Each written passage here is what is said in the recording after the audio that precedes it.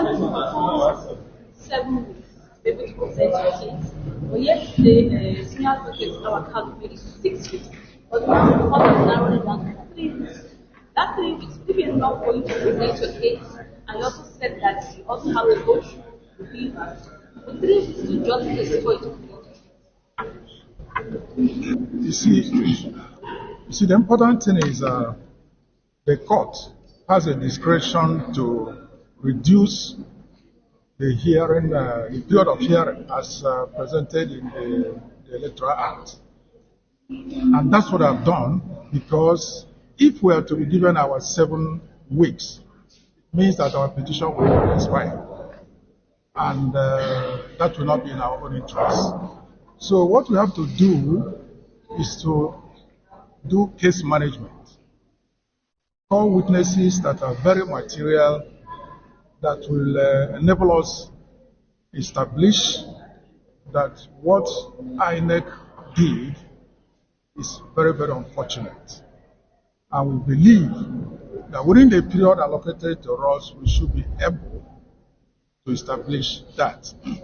Notwithstanding that up to this moment, they are yet to give us all the documents we require. I continue to ask, why is INEC behaving in this way and manner? What are they hiding? What are they hiding? They are supposed to be neutral. But they are behaving as if INEC is a candidate in its own election. This should never be so. And that is, Nigeria is the only country where you find something like this. There's no other country. I challenge you to go and investigate and find out about the electoral bodies in other African countries. Except the only country where you find something like this. There's no other country.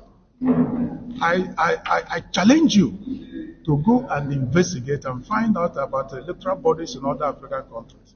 Except, of course, countries under military rule.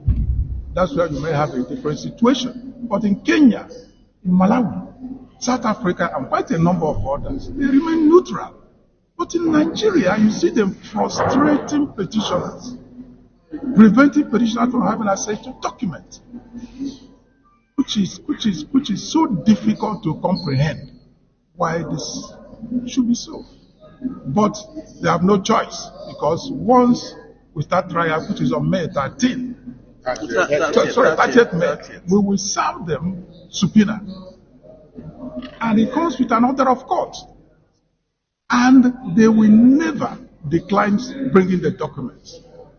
Otherwise, they will end themselves punishment, because that's an order of court. Two questions. The Labour Party managed to pay the required legal fees to obtain this document. How do you react to that? And another question is, the tribunal has adjourned till 30th, that is after the deliberation. And the supporters of the Labour Party actually hoped that the deliberation that involved them. So what do you say to them, not to dampen their hopes? You see, INEC confusing the people.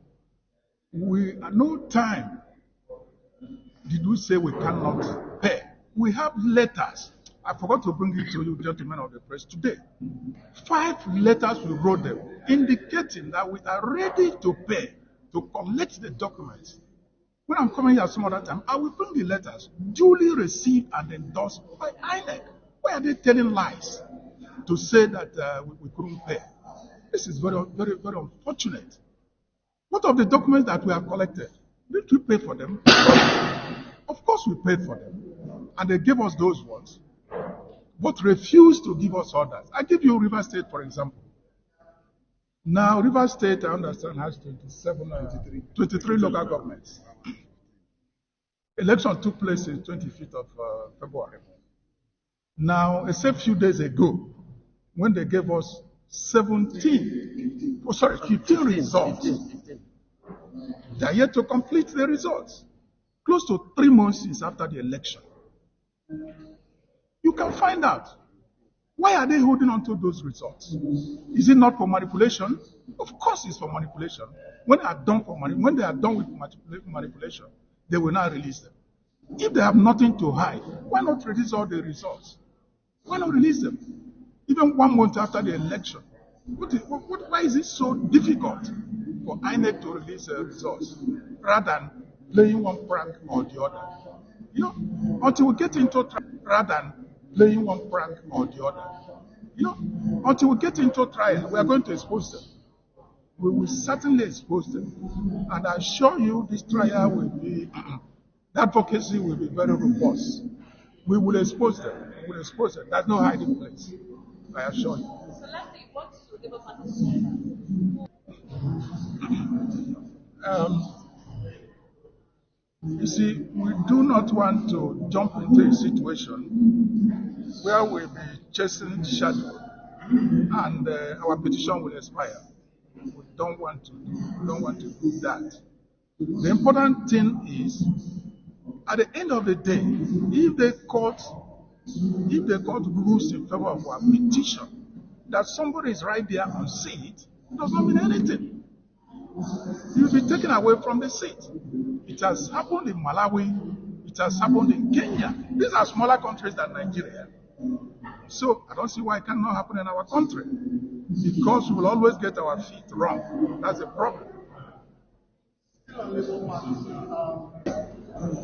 Go back to what has been done. We are looking forward to how to prove our petition, and we believe we are going to prove it. Because if at the end of the day, I said before, the court rules that somebody who is there under the law should not be there, of course, the court will remove him.